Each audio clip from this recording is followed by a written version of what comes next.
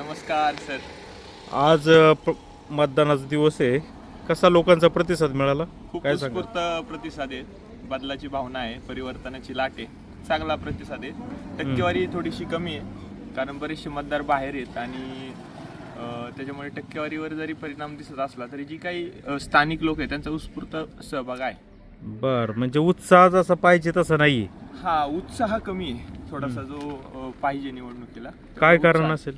ज्यावेळेस शांततेत एखादं निवडणूक पार पडते त्याचा अर्थ असा आहे की तिथे बदलाची भावना आहे, अंतर्गत सुप्त लाट आहे थोडीशी. असं बरं, तुमच्या पट्ट्यामध्ये काय खूपच जातीवाद सुरू आहे असं कळलं?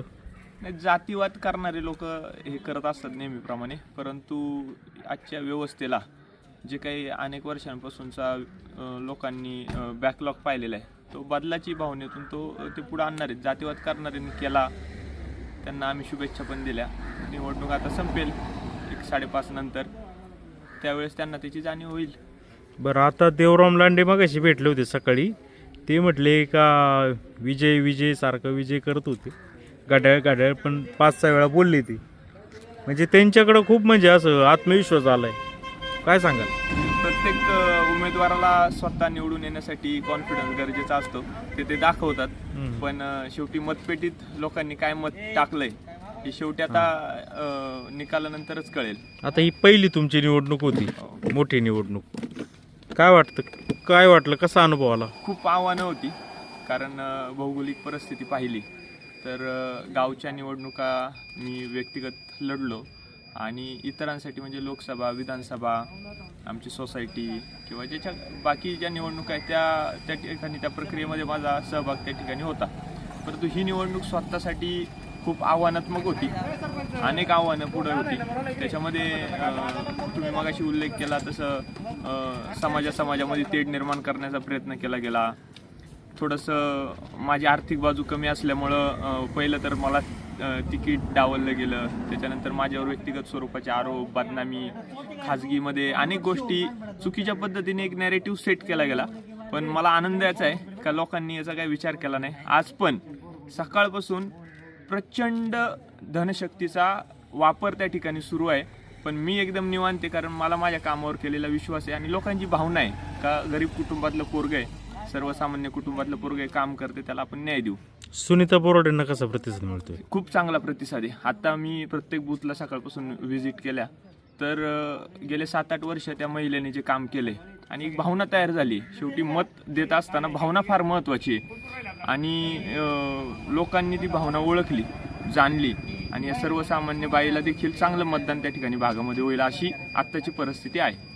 म्हणजे तुमचा विजय निश्चित आहे असं म्हणायला हरकत हो, नाही? विजय निश्चित आहे. पूर्ण पॅनल म्हणजे सुनीताताई, इकडे कमलताई, तिकडे नीलम, असे तिन्ही उमेदवार आमचे चांगल्या मताधिक्याने विजयी होतील अशी परिस्थिती आहे.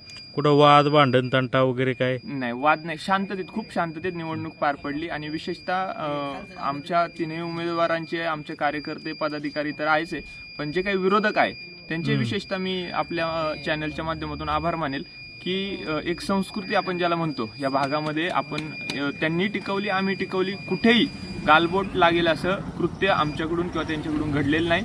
राजकीय टीका टिप्पणी होत राहतात पण त्या खेळीमेळीच्या वातावरणात घेतल्या. ठीक आहे, आता एक थोड्या 2 तासात निवडणूक संपेल, पुन्हा जैसे ती परिस्थिती राहील आणि आनंदाने या भागाच्या विकासासाठी बाबा जो निवडून येईल, शेवटी ही स्पर्धा आहे, हार जीत हा स्पर्धेचा भाग आहे. जो पास होईल चांगल्या मार्गाने तो पुढे जाईल. पण या विकासासाठी जे विजन त्यांनी किंवा आम्ही ठेवले त्याला एकमेकांना आपण साथ देऊन पुढे जाणं योग्य राहील. परवा तुमची आपटाळे गावामध्ये शरद सोनवणेंची सभा झाली, बरंच चांगला प्रतिसाद मिळाला. खूप चांगला प्रतिसाद आणि विशेषतः म्हणजे लोक काय म्हणतात की बाबा आता सभा असल्यानंतर कशा पद्धतीने लोक आणली जातात तशी आणावी लागली नाही, हे सत्य आहे.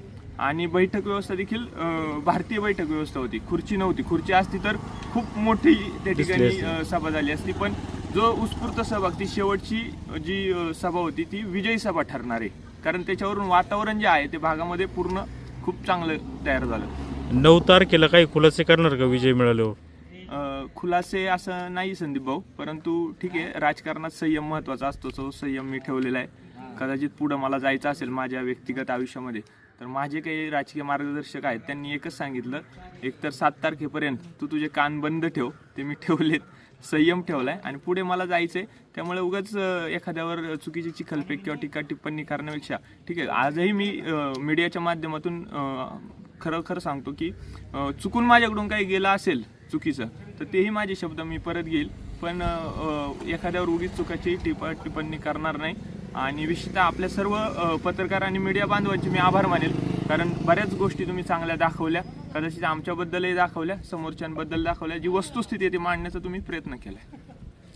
अतुल बेनकेंकडे जाणार का विजय झाल्याच्या नंतर राष्ट्रवादी पुन्हा? नाही, आता राजकीय भूमिका ज्यावेळेस ही भागाची निवडणूक होती, कार्यकर्त्यांची होती, त्यावेळेस संघटनेने जो निर्णय घेतला, व्यक्तिगत मला ट्रोल झालं, व्यक्तिगत माझ्या विरोधात खूप सारी शक्ती वापरली गेली, पण हा व्यक्तिगत माझा निर्णय नव्हता, हा संघटनेचा निर्णय होता. त्यामुळे आता राजकीय भूमिका जी आहे आदरणीय शरददादा सोनवणे यांच्यासोबत, आणि मला दादांचे विशेष आभार मानायचे की त्यांनी देखील एक साध्या कुटुंबातील माझ्यासारख्या कार्यकर्त्याला, जो या कुटुंबामध्ये या पक्षामध्ये नवीन होता, या पाठीमागच्या काळामध्ये मी त्या राजकीय भूमिकेतून बऱ्याच वेळा टीका टिप्पणी केली, बऱ्याच वेळा व्यक्तिगत वाद म्हणणार नाही, परंतु जे काही भूमिका घेऊन वाद झाले, पण त्यांनी मला चांगल्या पद्धतीने स्वीकारलं, मला ताकद दिली, त्यांचं मी विशेष आभार मानतो. आणि बेनके कुटुंबाशी जे काही माझे व्यक्तिगत संबंध आहे ती मी मात्र जोपासणार. पक्षात पुन्हा जाणार नाही राष्ट्रवादीत? पक्षात आता आज तरी माझी भूमिका आदरणीय शरददादांसोबत आहे. उद्या नाही, उद्याचं नाही ना. आता तुम्ही स्थित्यंतर आपण किती पाहतो महाराष्ट्रात. आज मलाच वाटत नव्हतं की मला शिवसेना या पक्षातून त्या ठिकाणी प्रवेश मिळून त्या चिन्हावर लढावं लागेल. त्यामुळे उद्याचं काय आहे हे कोणताच राजकीय पुढारी आज सांगू शकत नाही, अशी परिस्थिती महाराष्ट्रात आहे. पण आज मात्र मी दादांसोबत आहे, त्यांनी मला ताकद दिली, त्यांचा मी आभारी आहे.